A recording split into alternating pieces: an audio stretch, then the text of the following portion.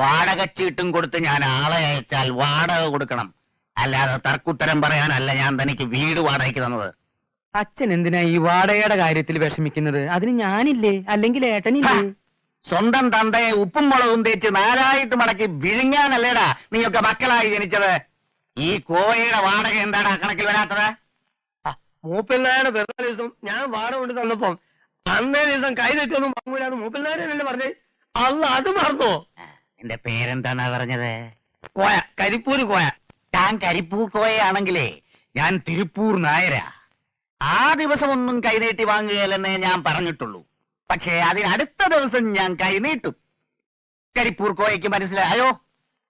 ഇന്ന് വൈകുന്നേരത്തോടെ ഇവന്റെ വാടകന്റെ കണക്ക് പുസ്തകത്തിൽ കാണണം. അല്ലെങ്കിൽ കണക്ക് പുസ്തകത്തിന്റെ മുകളിൽ ഇവന്റെ താക്കോല് കാണണം.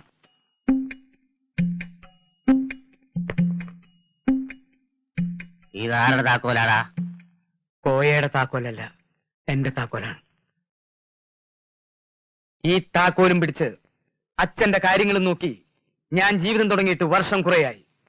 അമ്മ മരിക്കുന്നതിന് മുമ്പ് ഈ താക്കോലിന്റെ പല കൂടപ്പിറപ്പുകളും എന്റെ കൂടെ തന്നെ ഉണ്ടായിരുന്നു. അമ്മ പോയതോടെ പലതും മേട്ടന്റെ കയ്യിലായി. ഒന്ന് രണ്ടെണ്ണം കമലാക്ഷിയുടെയും സഹദേവന്റെയും കയ്യിലായി. ചിലത് അച്ഛൻ തന്നെ തിരിച്ചു വാങ്ങി. ഈ താക്കോലും കണക്ക് പുസ്തകവും അന്നേ തന്നെ ഞാൻ തിരിച്ചേൽപ്പിക്കണമെന്ന് വിചാരിച്ചതായിരുന്നു.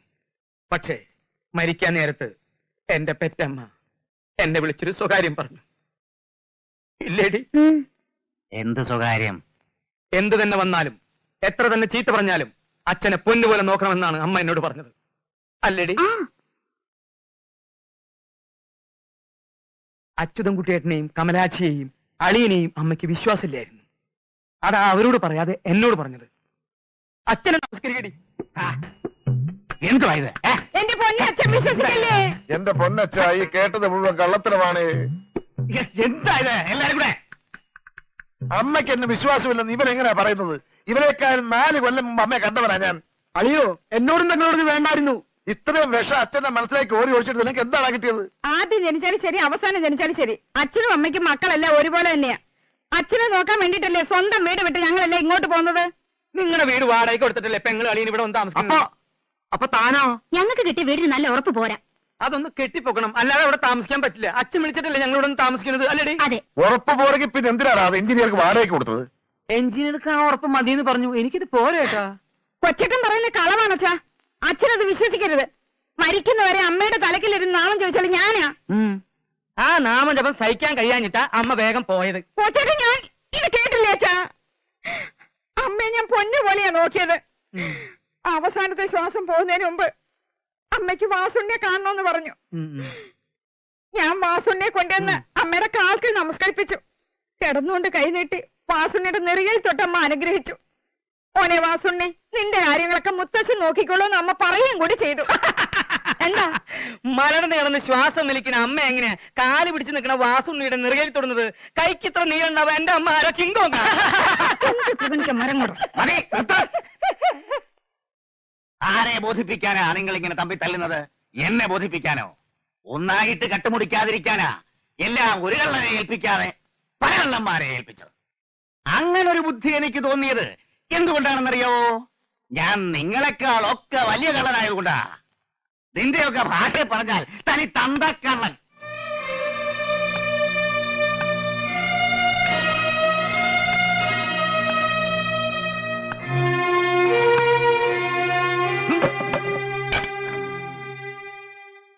എല്ലാരും കൂടെ ഒരു ചട്ടിയിൽ നിന്ന് വാരി തിന്നുമ്പോ അതിന്റെ മൂട്ടിൽ ഒരു ഓട്ട ഇട്ടിട്ട് അതി നൂറ്റാൻ നോക്കരുത്. നിന്റെ അതിബുദ്ധി ഇവിടെ നടക്കില്ല നാരായണൻകുട്ടി. എന്നെ എങ്ങനെയെങ്കിലും പാര വെച്ച് കള്ളനാക്കാനല്ലേ ഏട്ടനും പെങ്ങളും നോക്കുന്നത്? ഒന്നില്ലെങ്കിൽ എന്റെ കൂടപ്പറപ്പല്ലേ? ഈ അളിയനെ കൊന്നിട്ടായാലും ശരി, വേണ്ടി വന്നാൽ ഞാനിതെല്ലാം കലക്കും. കോയയുടെ കയ്യിൽ നിന്ന് വാങ്ങിയ വാടക അച്ഛന് തിരിച്ചു കൊടുക്കാൻ പറഞ്ഞപ്പോ നിങ്ങൾ രണ്ടാളെന്താ പറഞ്ഞേ? അതെടുത്ത് സ്വന്തം കയ്യിൽ നിന്ന് കണക്കിലിട്ടോളാൻ ഞാനിട്ടു. അത് ഇത്തിരി ശബ്ദത്തിലായി പോയി. അത്രേ ഇവിടെ സംഭവിച്ചുള്ളൂ. ആ, നിങ്ങൾ എവിടേക്ക് പോണേ?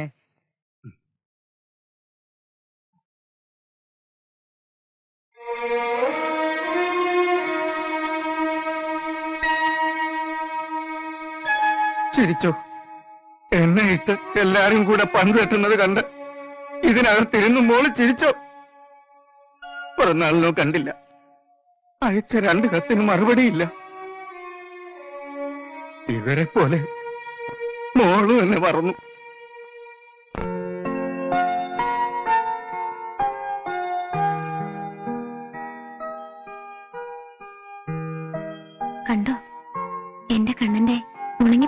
ചോര ഉണ്ടോ? ഇത് ചുരണ്ടെടുത്ത സ്ഥാനത്ത് എന്റെ ചോര വീഴേണ്ടതായിരുന്നു. അത് വീണില്ല. വീണിരുന്നെങ്കിൽ ആർക്കും ഒരു നഷ്ടമില്ല.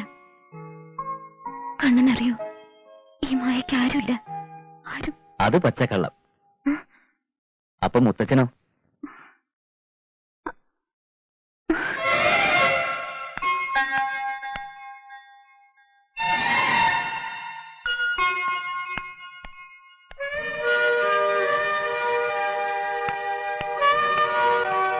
ഹലോ, മുത്തച്ഛന്റെ മായമോളെന്താ എന്നെ തിരഞ്ഞിങ്ങനെ ഓടിക്കളിക്കുന്നത്? ഞാൻ ഇവിടെ തന്നെ ഉണ്ടായിരുന്നു. എന്നെ ഇതിനകത്തൊരു ഭൂതം ആവാഹിച്ചു വെച്ചതായിരുന്നു. മനസ്സറിഞ്ഞൊരു പെൺകുട്ടി വിളിച്ചപ്പോ ഭൂതം എന്നെ തുറന്നു വിട്ടു. ഒരു മുന്നറിയിപ്പും ഇല്ലാതെ ഞാൻ വന്ന് കയറിയത് മായയ്ക്ക് ബുദ്ധിമുട്ടായില്ലേ? കാണാൻ ആഗ്രഹിച്ച ഒരാള് നേരിട്ട് വന്നാല് എനിക്ക് സന്തോഷമുള്ളൂ. പക്ഷേ അയാളെങ്ങനെ എനിക്കൊരു മുത്തശ്ശനുള്ള കാര്യം അറിഞ്ഞത്? എന്റെ വയറ്റത്തിട്ട് കുത്തിയവരെ പോലെ തന്നെ എന്നെ രക്ഷിച്ച ആൾക്കും തീരെ മര്യാദയില്ല. സ്നേഹം തോന്നിയാ അത് നേരിട്ട് എന്ന് പറയാതെ കയ്യിൽ കിട്ടിയ ബ്രീഫ് കേസ് കുത്തിപ്പൊളിച്ച് അതിനകത്തിരുന്ന ജാതകം തെരഞ്ഞത് തീരെ ശരിയായില്ല. ദാ ഇത് അതിനകത്ത് കിട്ടിയതാ. മനഃപൂർവ്വം വെച്ചതാണെങ്കിലും അറിയാതെ സംഭവിച്ചതാണെങ്കിലും ഞാനിതൊന്ന് വായിച്ചു. നിങ്ങൾ എങ്ങനെ കണ്ടുപിടിക്കുന്നു വിചാരിച്ചിരുന്നപ്പോഴാ ഇതിനകത്ത് മുത്തച്ഛൻ എന്നെ സഹായിച്ചത്. മംഗലം തറവാട്ടിൽ ഏറ്റവും സുഖം നിറഞ്ഞ ജീവിതം വേണ്ടാന്ന് വെച്ചിട്ട് ഈ ബോംബെയിലെ കാറ്റുകൊണ്ട് കറക്കേണ്ട ആവശ്യമില്ല എന്ന് മുത്തച്ഛൻ എഴുതിയിരുന്ന നേരാ. നാട്ടിലേക്ക് പോകുന്നത് കൊള്ളാം, പക്ഷേ അതിനു മുമ്പ് എന്റെ ഒപ്പം ഒരു സ്ഥലം വരെ വന്നേ പറ്റൂ. എവിടേക്ക്? വേഷം പാന്റ് ഷർട്ടും ആണെന്നേ ഉള്ളൂ. പക്ഷേ ഞാനൊരു ആണാണെന്ന് തെളിയിക്കണമെങ്കിൽ നമ്മൾ രണ്ടുപേരും ഒരുമിച്ച് ഡോക്ടർ കുൽക്കർണി ഒന്ന് കാണണമെന്ന് അന്നമ്മ സിസ്റ്റർ പറഞ്ഞില്ലേ, അത് മറന്നോ?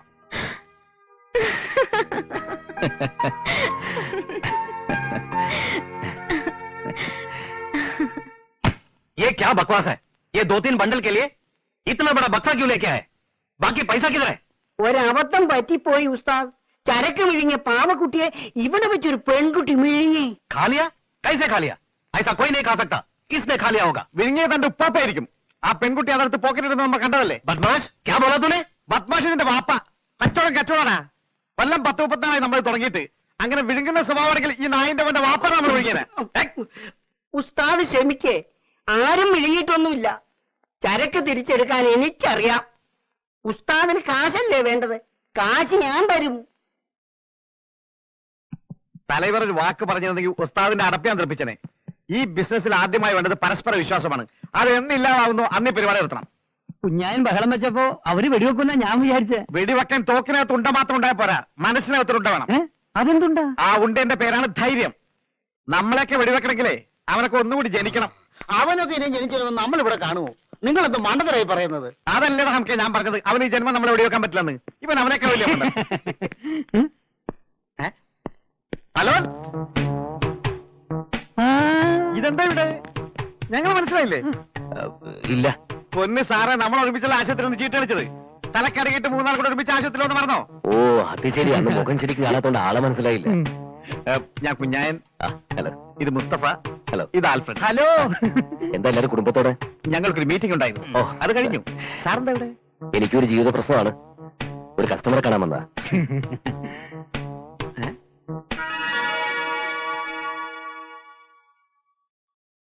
ഇതാരാ പോക്കറ്റിൽ നിന്ന് തല പുറത്തിട്ട് നോക്കണത്?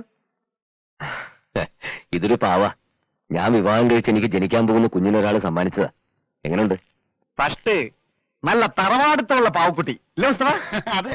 കുട്ടികൾക്ക് അല്ലെങ്കിൽ ഈ ചോക്ലേറ്റ് ഐസ്ക്രീം ഒന്നും വാങ്ങിച്ചു കൊടുക്കരുത്, പല്ലീത്താവും. ഇമാതിരി സാധനം കിട്ടാ ബുദ്ധി വളരും. അവര് നമ്മളെ പോലെ നല്ല മനുഷ്യരാവും. ഇതിനകത്തൊക്കെ കിളികളുണ്ടല്ലേ? നമ്മൾ തമ്മിൽ പരിചയപ്പെട്ട് കഴിഞ്ഞ സ്ഥിതിക്ക് ഇനി ഞാൻ ഒരു സത്യം പറയാം. ഇത് ഞാൻ കല്യാണം കഴിക്കാൻ പോകുന്ന പെണ്ണെനിക്ക് സമ്മാനിച്ചതാ. ഇതിനകത്ത് കുലുങ്ങുന്നത് മുഴുവനെ അവളുടെ ഹൃദയമിടിപ്പുകളാണത്രേ. അല്ലോ, എന്താ ഈ ഹൃദയം നമ്മൾ തൊട്ട് അശുദ്ധമാക്കണില്ല. സാറ് തന്നെ പിടിച്ചാട്ടെ. പിന്നെ അത് താഴ്ചയാളെ കൊണ്ടോണേ. ഈ ഹൃദയം എന്നൊക്കെ പറയുന്നത് വല്ലാത്ത ബേജാറ് പിടിച്ച സംഗതിയാ. വരട്ടെ. തീർച്ചയായും നല്ല മനുഷ്യൻ. പ്രേമിച്ച് പ്രേമിച്ച് ഇപ്പോഴത്തെ ആണിനും പെണ്ണിനും തലയ്ക്ക് വട്ടായെന്നാ തോന്നണം. ഞമ്മളും നമ്മുടെ വാപ്പായും പ്രേമിക്കുന്ന കാലത്ത് അന്നത്തെ പെൺകുട്ടികള് ഉറുമാലിന് നമ്മുടെ പേരെഴുതി അത്ര മുക്കിത്തരും. ഇപ്പോഴത്തെ പെൺകുട്ടികളുടെ ഒരു പ്രാന്ത്. ഇമാതിരി പാവക്കുട്ടി പ്രാന്ത് നമ്മൾ ആദ്യമായിട്ടാ കാണുന്നത്. മുസ്തഫ, അത് നമ്മുടെ കയ്യിൽ നിന്ന് പോയ പാവക്കുട്ടിയല്ലേ? അതെ. അത് പിന്നെ കണ്ടറിഞ്ഞൂടെ? അല്ല ഇടങ്ങേറായ അങ്ങോട്ടല്ല ഇങ്ങോട്ട്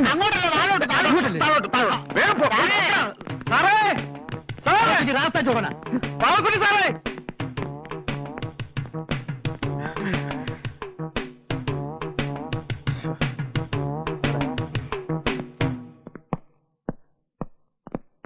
തലവരെ, നമ്മളെ പാവക്കുട്ടി ഒരുത്തൻ കീസെടുത്ത് പോണ നമ്മളിപ്പൊ കണ്ട്.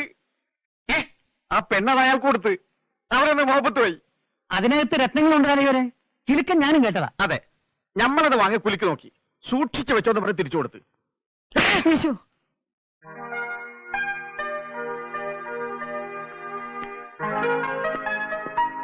Perfectly all right. ഒരു കുഴപ്പമില്ലെന്ന് ഡോക്ടർ പറഞ്ഞത്. തുന്നിയ സ്ഥലത്ത് വേദന ഉണ്ടെന്ന് ഡോക്ടറോട് പറഞ്ഞോ? പറഞ്ഞു. വേദന വരുമ്പോ തടവി തരാൻ ആരെങ്കിലും ഉണ്ടാവുമെന്ന് ഡോക്ടർ ചോദിച്ചു. നമ്മളെന്തിനാ കള്ളം പറയുന്നു? ഉണ്ടെന്ന് ഞാനും പറഞ്ഞു.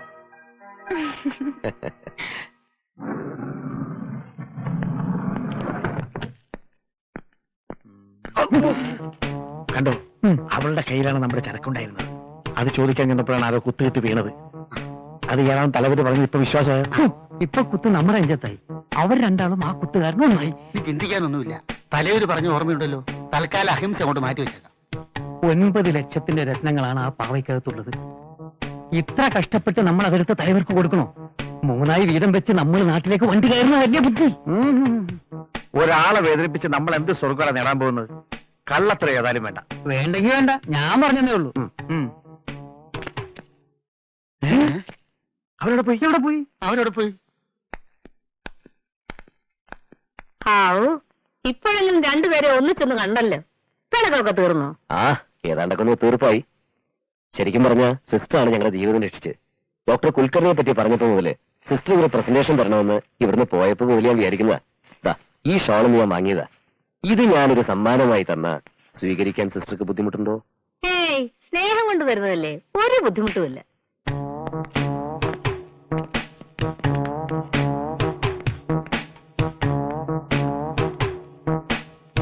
നിങ്ങള് ഡോക്ടർ കുൽക്കർണിയെ കണ്ടു അല്ലേ? അയാൾ എത്രയോ ഓപ്പറേഷൻ ചെയ്ത് അവരുടെ ഭാര്യമാരൊക്കെ 4-5 കുട്ടികളെ പ്രസവിച്ചിട്ടുമുണ്ട്. പ്രസവം ഇവിടെ തന്നെ വേണം കേട്ടോ. ഞങ്ങളൊക്കെ ഉണ്ടാവും ഇവിടെ. എന്താ കുട്ടി ഇത്? കുൽക്കർണിയെ കാണാൻ വരുന്ന പലർക്കും സംഭവിക്കുന്നതായത്. അദ്ദേഹം പാന്റിന്റെ സിബ് ഇട്ടിട്ടില്ല. സിബ് പാന്റിന്റെ വാതിലടക്ക്.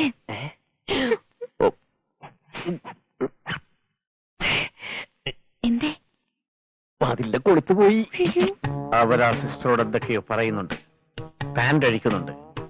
എന്തോ പരിശോധിക്കാൻ വേണ്ടി ആ സിസ്റ്ററുടെ മുറിയിലേക്ക് പോകുന്ന ലക്ഷണമുണ്ട്. അവനെ ഇവിടെ വെച്ച് പിടിക്കണോ അതോ പുറത്ത് വെച്ച് പിടിക്കണോ? ഇവിടെ നിന്ന് പിടിച്ചാൽ മതി. എന്നാലും നേരിട്ട് ഏറ്റുമുട്ടിയുള്ള ഫ്രണ്ട്ഷിപ്പ് വേണം. അന്നും നമ്മുടെ മുഖം അവൻ കണ്ടിട്ടില്ല, ഇന്നും നമ്മുടെ മുഖം അവൻ കാണുന്നില്ല. എന്തേ?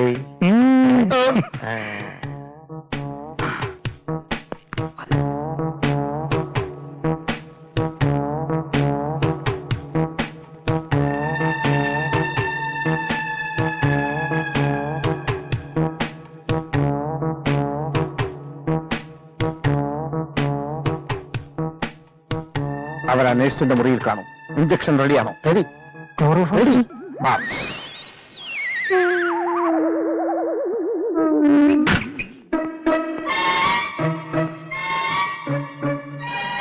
जल्दी करो. ये ऑपरेशन करने वाला पेशेंट को इस कोने पे किसने छोड़ दिया? केयरफुल.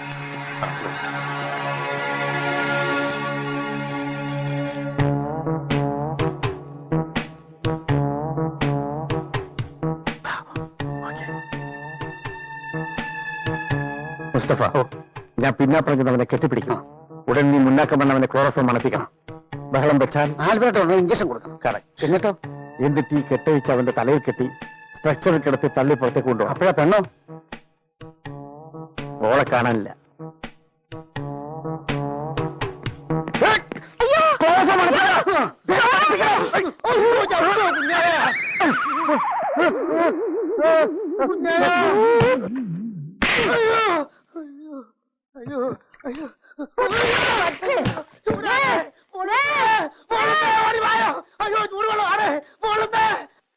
ഒരു കൈ സഹായത്തിന് 5-6 ഗുണ്ടകളെ പറഞ്ഞുവിടാമെന്ന് പറഞ്ഞപ്പോ നീ സമ്മതിച്ചില്ല. അതിന്റെ ഫലം നീ ഇപ്പൊ അനുഭവിക്കുന്നു. 1.5 കൊല്ലത്തെ ജയിൽ ശിക്ഷയൊന്നും ഒരു പ്രശ്നമല്ല തലവരെ. അത് പിന്നെ സഹിക്കാം. ആ നേഴ്സ് തല ചൂടുകൾ ഒഴിച്ചു. അയ്യോ അതാ സഹിക്കാൻ വയ്യാത്ത. ഇനി പറഞ്ഞിട്ട് കാര്യമൊന്നുമില്ല. നമുക്ക് 1.5 കൊല്ലം കഴിഞ്ഞ് കാണാം. കുറെ കാലമായില്ലേ നിങ്ങൾ ലീവ് ചോദിക്കുന്നു. ഞാൻ 1.5 കൊല്ലം ലീവ് തന്നോന്ന് വിചാരിച്ചാ മതി. ഇതാ കൂട്ടത്തിൽ കൂട്ടുക. തിരിച്ചു വന്ന ലീവ് വരാനോളണം. ട്രാൻസ്പോർട്ടിന്റെ കാര്യമില്ല അറിഞ്ഞോ?